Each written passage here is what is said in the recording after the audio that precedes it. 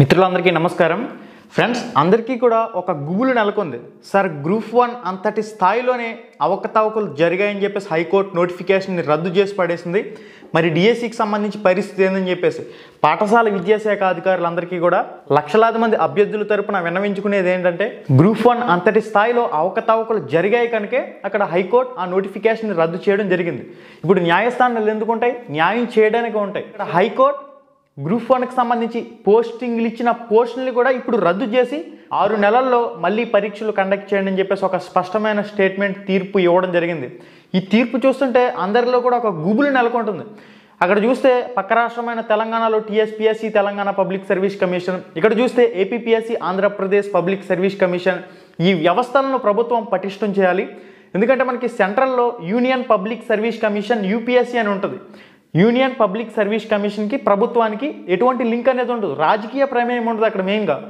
ఆ యూపీఎస్సీ ఏదో ఒక క్యాలెండర్ ప్రకారం ఎవ్రీ ఇయర్ నోటిఫికేషన్లు అనేది తీస్తుంది దానికి సంబంధించిన ప్రాసెస్ అనేది అది చేసుకుంటూ పోతుంది ఎటువంటి రాజకీయ ప్రమేయం ఉండదు యూపీఎస్సీ యూనియన్ పబ్లిక్ సర్వీస్ కమిషన్లో సెంట్రల్కి సంబంధించి అదే రీతిలో ఇక్కడ APPSC Andhra Pradesh public service commission Telangana public service commission టీఎస్పీఎస్సీని ఈ ప్రభుత్వాలు ఈ వ్యవస్థల్ని పటిష్టం చేయాలి అప్పుడు మాత్రమే ఎటువంటి అవకతవకలు జరగకుండా సక్రమంగా పోస్టుల భర్తీ అనేది జరుగుతుంది ఇక్కడ చూసినట్లయితే అవకతవకలు జరగకపోతే ఇక్కడ హైకోర్టు నోటిఫికేషన్ ఎందుకు రద్దు చేస్తుంది ఈరోజు మీరు చూడజ్యోతి న్యూస్ పేపర్లో కానివ్వండి ఈనాడు న్యూస్ పేపర్లో కానివ్వండి ఒక స్పెషల్ కథనాలు అయితే పబ్లిష్ కావడం జరిగినాయి ఆ కథనాలు చూస్తే మీకు అర్థమవుతుంది ఈ కుంభకోణాలు ఏమిటి ఈ వాతావరణం ఏంటి అనేది ఆర్టికల్స్ రూపంలో ఈరోజు న్యూస్ పేపర్లో పబ్లిష్ అయ్యాయి ఒకసారి మీరు చెక్ చేయండి ఆంధ్రజ్యోతి కానివ్వండి ఈనాడు న్యూస్ పేపర్లో కానివ్వండి వీటన్నింటినీ పరిగణలోకి తీసుకుంటే ఓకే వీటన్నింటినీ పక్కన పెట్టినట్లయితే ప్రభుత్వం రాజకీయ లబ్ధి కోసం రాజకీయ ప్రయోజనం కోసం డిఎస్సి టీచర్ పోస్టుల భర్తీకి సంబంధించి భర్తీ చేయడానికి ప్రభుత్వం ముందుకు వెళ్తుంది కాబట్టి మీరు ఆన్లైన్ పరీక్షలు ఏవైతే కండక్ట్ చేస్తున్నారో ఆన్లైన్ పరీక్షలో ఎట్టి పరిస్థితుల్లో అవకతవకలకి అవకాశం లేకుండా మీరు పరీక్షలు పూర్తి చేయవలసిన అవసరం ఉంది ఇది డిఎస్సి పరీక్షలు కాదు పాఠశాల విద్యాశాఖ అధికారులు గుర్తుపెట్టుకోవాలి మీ చిత్తశుద్ధికి జరుగుతున్న పరీక్ష చిత్తశుద్ధిగా ఈ పరీక్షలను మీరు కండక్ట్ చేయవలసిన అవసరం ఉంది ఇక్కడ గ్రూప్ 1 అంతటి స్థాయిలోనే అవకతవకలు జరిగాయని హైకోర్టు ఈ ఉద్యోగ నోటిఫికేషన్ సైతం రద్దు చేసి మళ్ళీ పరీక్షలు పెట్టాలని చెప్పేసి సూచించడం జరుగుతుంది ఈ తరుణంలో లక్షలాది మంది ఆశల కొలువైన డిఎస్సికి సంబంధించి టీచర్ పోస్టుల భర్తీకి సంబంధించి కూడా మీరు ఏదైతే ఆన్లైన్ ఎగ్జామ్స్ కండక్ట్ చేస్తామంటున్నారో మీ చిత్తశుద్ధికి జరుగుతున్న పరీక్షది ఆన్లైన్ పరీక్షలు కండక్ట్ చేసేటప్పుడు ఎటువంటి అవకతవకలకు ఆస్కారం లేకుండా మీరు పరీక్షలను పూర్తి చేయవలసిన అవసరం ఉంది ఈ విషయాన్ని ముఖ్యంగా డిఎస్సి అభ్యర్థులందరూ కూడా మీకు విన్నవిస్తూ ఉన్నారు మెయిన్గా మీరు ఏదైతే ఎన్నికల లబ్ధి కోసం డిఎస్సి టీచర్ పోస్టుల భర్తీకి సంబంధించి పరీక్షలు కండక్ట్ చేసేందుకు ముందుకు వెళ్తూ ఉన్నారో ఇది మీ చిత్తశుద్ధికి జరుగుతున్న పరీక్ష మీరు నిర్వహించే పరీక్షలు అనేవి ఎటువంటి అవకతవకలకి తావు లేకుండా ఆన్లైన్ పరీక్షలు అనేవి చాలా సక్రమంగా కండక్ట్ చేయవలసిన అవసరం ఉంది గ్రూప్ 1 అంతటి స్థాయిలోనే కుంభకోణాలు జరిగాయని చెప్పేసి ఈరోజు ఆంధ్రజ్యోతి ఈనాడు న్యూస్ పేపర్లో న్యూస్ ఆర్టికల్ అయితే పబ్లిష్ కావడం జరిగినాయి మరి ప్రభుత్వ అధికారులు దీనిపై ఏ విధంగా స్పందిస్తారనేది చూడాలి ఇక చాలామంది ఒకే ప్రశ్న ఎక్కువగా అడుగుతూ ఉన్నారు సార్ డిఎస్సికి సంబంధించి పరీక్షలు వాయిదా పడతాయా నేను ఒకే విషయం చెప్తాను గుర్తుపెట్టుకోండి సమయాన్ని సద్వినియోగం చేసుకోండి ఎట్టి పరిస్థితుల్లో టెట్కి ఏ విధంగా బాధపడ్డారో అటువంటి స్థితి మళ్ళీ రాకూడదు కాబట్టి ఖచ్చితంగా ఉన్న సమయాన్ని ప్రతి ఒక్కరు కూడా సద్వినియోగం చేసుకోండి ముందు నుంచి కూడా చెప్పడం జరుగుతుంది రోజుకి 14 గంటల నుంచి 15 గంటలు చదవండి ఒక 2-3 గంటలు మన యూట్యూబ్ ఛానల్లో లైవ్ ఎగ్జామ్స్ కానివ్వండి రామ్ రమేష్ education.in వెబ్సైట్లో ఉన్న ప్రాక్టీస్ ఎగ్జామ్స్ కానివ్వండి మనకు ఒక 3 గంటలు కేటాయించండి మీ ప్రిపరేషన్కి మీరు టెక్స్ట్ బుక్లు చదవడానికి లైన్ టు లైన్ చదవడానికి ఒక 15 నుంచి 14 గంటల సమయాన్ని అయితే కేటాయించుకోండి ఉన్న సమయాన్ని సద్వినియోగం చేసుకోండి ఓకే ఈ విషయంపై మీకు పూర్తి క్లారిటీ అయితే వచ్చి ఉంటుంది ఉన్న సమయాన్ని సద్వినియోగం చేసుకోండి ఈ విషయం మాత్రమే నేను చెప్పగలను నెక్స్ట్ వచ్చేసరికి ఫలితాలు టెట్కి సంబంధించి ఫలితాలు అనేవి ఎప్పుడు విడుదలవుతాయనే విషయానికి వచ్చినట్లయితే మనకి టెట్కి సంబంధించి పేపర్ 1Aకి సంబంధించి అబ్జెక్షన్లు అనేవి తీసుకున్నారు వారం రోజులు సమయం ఇచ్చారు తర్వాత మనకి ఫైనల్ కీ అనేది ఇవ్వాల్సి ఉంటుంది ఇటు పేపర్ 2కి సంబంధించి కూడా కీ అబ్జెక్షన్లు పెట్టారు 5వ తారీఖున అదేవిధంగా మార్చి 6వ తారీఖున కొన్ని సెషన్లలో పేపర్లు జరిగాయి పరీక్షకు సంబంధించి టెట్కి సంబంధించి ఆ టెట్ పేపర్లను కూడా మార్చి 9 వరకు వెబ్సైట్లో పెట్టారు కాబట్టి కీస్ అనేవి ఫైనల్గా మనం చూసినట్లయితే ఫైనల్ కీ అనేది ఫైనల్ రిజల్ట్ అనేది ఒకసారి ఇచ్చే అవకాశాలు కూడా లేకపోలేదు ఫైనల్ టెట్కి సంబంధించి ఫైనల్ కీ ఫైనల్ రిజల్ట్ అనేది మనకి మార్చి 16 నుంచి 18 లోపు విడుదలయ్యే అవకాశాలు అయితే ఉంటాయి ఏదైనా అఫీషియల్ అప్డేట్ ఇన్ఫర్మేషన్ వచ్చిందంటే తప్పకుండా మీకు అయితే పోస్ట్ చేయడం జరుగుతుంది మార్చి 16వ తారీఖు మనకి ఫైనల్ కీ వచ్చిన మార్చి 18 లోపు నార్మలైజ్డ్ యాడ్ స్కోర్లతో కలుపుకుని ఫైనల్ రిజల్ట్ అనేది మనకి విడుదల చేసే అవకాశాలు అయితే ఉంటాయి ఇక పరీక్ష కేంద్రాల ఆప్షన్ గురించి మాట్లాడుకోవాలి. సార్ పరీక్ష కేంద్రాల ఆప్షన్ అనేది వెబ్ ఆప్షన్ల ప్రక్రియ అనేది ఎప్పటి నుంచి మొదలవుతుంది, ఎక్కడ మొదలవుతుందని చెప్పేసి కూడా చాలామంది అడుగుతున్నారు. మనకి డిఎస్సికి సంబంధించి అఫీషియల్ వెబ్సైట్ ఏదైతే ఉంటుందో అఫీషియల్ వెబ్సైట్లో క్యాండిడేట్ లాగిన్లో మీకు మనకి మార్చ్ 20వ తారీఖున వెబ్ ఆప్షన్లు పెట్టుకునే అవకాశం కల్పిస్తారు. మీరు జిల్లా సెలెక్ట్ చేసుకునే అవకాశం ఇస్తారు, లేదంటే షిఫ్ట్ సెలెక్ట్ చేసుకునే అవకాశం ఇస్తారనేది కూడా చూడాలి. మీరు షిఫ్ట్ కానీ జిల్లా కానీ సెలెక్ట్ చేసుకున్న తర్వాత వాళ్ళు ఏదో ఒక రోజు మీకు ఎగ్జామ్ అనేది కేటాయించడం జరుగుతుంది. నెక్స్ట్ జిల్లా కానీ షిఫ్ట్ కానీ సెలెక్ట్ చేసుకునేటప్పుడే మీరు లోకల్ జిల్లాకి రాస్తారా నాన్ లోకల్ జిల్లాకి రాస్తారా అనేది కూడా సెలెక్ట్ చేసుకోవాల్సి ఉంటుంది. మీకు ఇక్కడ ఏదైతే మీరు అప్లై చేసిన డిఎస్సికి సంబంధించి అప్లికేషన్ లోకల్ జిల్లాకి సంబంధించిన అప్లికేషన్ ఉంటుందో ఆ లోకల్ జిల్లాకి సంబంధించిన అప్లికేషన్తో మీరు రాయాలంటే పక్క జిల్లా అయిన కర్నూలు జిల్లాకి రాసుకోవచ్చు, లేదంటే మీ సొంత జిల్లాకి మీరు పోటీ పడే అవకాశం అయితే ఉంటుంది. ఈ ఆప్షన్ కూడా మనకి వెబ్ ఆప్షన్లతో పాటే మార్చ్ 20వ తారీఖున పరీక్ష కేంద్రాల ఎంపికతో పాటుగా లోకల్ నాన్ లోకల్ రాసే ఆప్షన్ కూడా రెండు కూడా ఒకే రోజు ఎనేబుల్ అవుతాయి. అప్పుడు మీరు పెట్టుకోవాల్సి ఉంటుంది. అప్డేట్ రాగానే తప్పకుండా నేను కూడా మీకు చేసి చూపిస్తాను.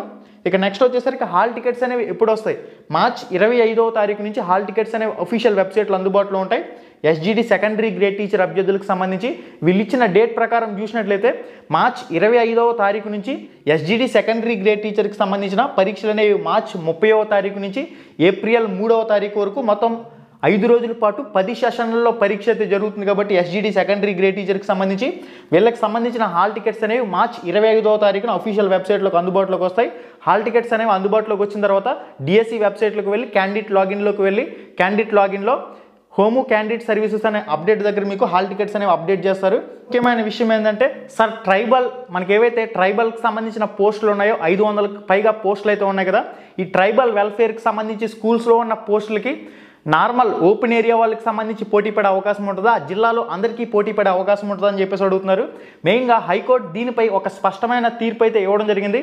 మెయిన్గా ఏవైతే ఈ ఏవైతే ట్రైబల్ వెల్ఫేర్కి సంబంధించిన పోస్టులు ఉంటాయో వీటికి సంబంధించి బైలాను అనుసరించి ఏదైతే గురుకులకు సంబంధించి బైలా విధానంలో ఈ టీచర్ పోస్టుల భర్తీ జరుగుతుందో ట్రైబల్ వెల్ఫేర్కి సంబంధించి ఆ విధానంలో భర్తీ చేయమని చెప్పేసి చాలా క్లారిటీగా ఇచ్చింది. కాబట్టి ఎవరైతే గిరిజన ప్రాంతాలకు సంబంధించిన అభ్యర్థులు ఉంటారో ట్రైబల్ వెల్ఫేర్కి సంబంధించి ఆ ఏరియాకి సంబంధించిన వాళ్ళు ఉంటారో వాళ్ళకి ఫస్ట్ ప్రిఫరెన్స్ అనేది ఇచ్చిన తర్వాత ఆ జిల్లాలో మిగిలిన అభ్యర్థులకి ప్రాధాన్యత ఇచ్చే అవకాశం అయితే ఉంటుంది.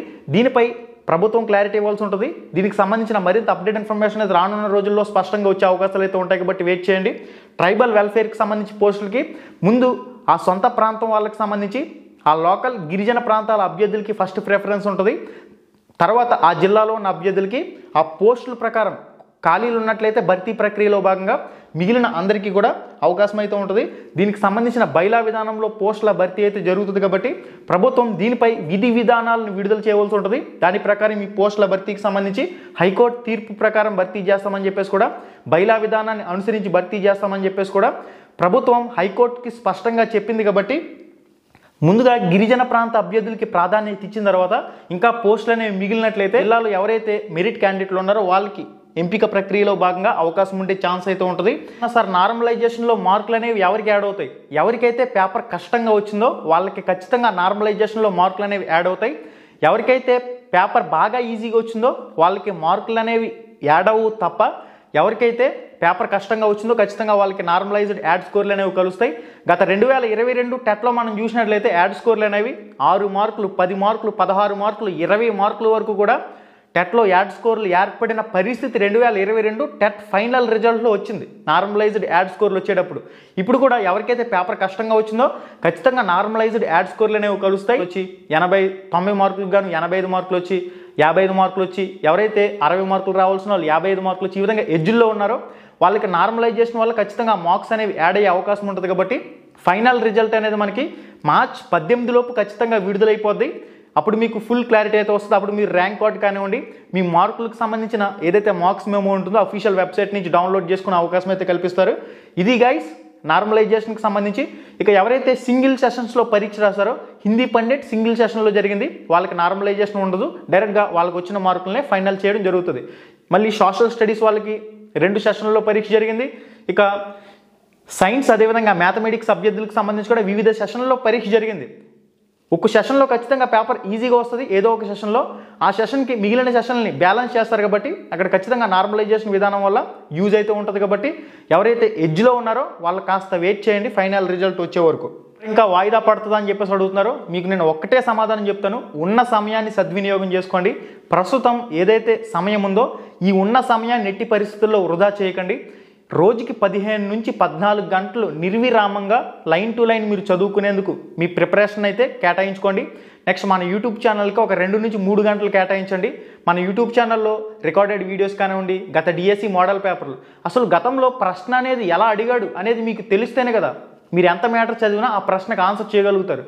ప్రాక్టీస్ పరంగా రామ్ రమేష్ ప్రొడక్షన్స్ యూట్యూబ్ ఛానల్లో ఉన్న లైవ్ ఎగ్జామ్స్ కానివ్వండి, కరెంట్ అఫైర్స్ పెట్టడం జరుగుతుంది, జీకే పెట్టడం జరుగుతుంది, స్టాండర్డ్ జీకేకి సంబంధించి విద్యా దృక్పథాలకు సంబంధించి ఇంపార్టెంట్ బిట్స్ అనేవి పెట్టడం జరుగుతుంది. మోడల్ పేపర్లకు సంబంధించి ఫైనల్ మోడల్ పేపర్ ఏ విధంగా ఉంటుందో 80 మార్కులకి 160 ప్రశ్నలకి అదే తరహాలో మన యూట్యూబ్ ఛానల్లో చాలా మోడల్ పేపర్లు అనేవి అప్లోడ్ చేస్తున్నాం. ఒకసారి మన యూట్యూబ్ ఛానల్ ఆన్ చేసుకుని లైవ్ ఎగ్జామ్స్ అనే సెషన్లో చెక్ చేసుకోండి. రికార్డెడ్ వీడియోస్ కూడా వీడియోస్ అనే సెషన్లో ఉంటాయి. అవన్నీ కూడా మీ ప్రిపరేషన్లో ఒక భాగంగా ప్రాక్టీస్ చేసుకోండి. www.ramramesheducation.in అనే వెబ్సైట్లో కూడా ఫ్రీ ఆన్లైన్ మాక్ టెస్ట్లు అనేవి ప్రాక్టీస్ చేసుకోండి. ఉన్న సమయాన్ని సద్వినియోగం చేసుకోండి. ఇది ఒక్క విషయాన్ని మాత్రం మీకు స్పష్టంగా చెప్పగలను. ఇక నెక్స్ట్ వచ్చేసరికి గ్రూప్ 1 అంతటి స్థాయిలోనే అవకతవకలు జరిగాయి కదా, మరి డిఎస్సికి సంబంధించి ఆన్లైన్ పరీక్షలు అంటున్నారు, ఏ విధంగా కండక్ట్ చేస్తారని చెప్పేసి అభ్యర్థులందరూ కూడా కొద్దిగా ఆందోళన చెందుతూ ఉన్నారు. పాఠశాల విద్యాశాఖ అధికారులందరికీ కూడా లక్షల మంది అభ్యర్థుల విన్నపం ఒకటే వినవించుకుంటూ ఉన్నారు. గ్రూప్ 1 అంతటి స్థాయిలోనే అవకతవకలు జరిగాయని హైకోర్టు ఆ నోటిఫికేషన్ని రద్దు చేయడం జరిగింది. మరి ఈ ఆన్లైన్ పరీక్షలు డిఎస్సి పరీక్షలు ఎటువంటి అవకతవకలకి ఆస్కారం లేకుండా మీ చిత్తశుద్ధిని నిరూపించుకునే విధంగా పాఠశాల విద్యాశాఖ అధికారులందరూ కూడా పనిచేసి ఈ డిఎస్సికి సంబంధించి టీచర్ పోస్టుల భర్తీకి సంబంధించి పరీక్షలను పూర్తి చేయవలసిన అవసరం ఉంటుంది. మీరు ఎన్నికల లబ్ధి కోసం ఈ డిఎస్సిని కండక్ట్ చేస్తున్నారు కాబట్టి డిఎస్సి అభ్యర్థులకు ఏమాత్రం అన్యాయం జరగకుండా సక్రమంగా ఆన్లైన్ పరీక్షలను పూర్తి చేయాలి. ఆన్లైన్ మోసాలకు ఎక్కడ కూడా అవకాశం లేకుండా ఉండాలని చెప్పేసి ప్రతి ఒక్కరు కూడా విన్నవించుకుంటూ ఉన్నారు. ఇది గైస్ దీనికి సంబంధించిన సమాచారం. మళ్ళీ వీడియోలో మళ్ళీ కలుసుకుందాం. శుభం, ధన్యవాదాలు.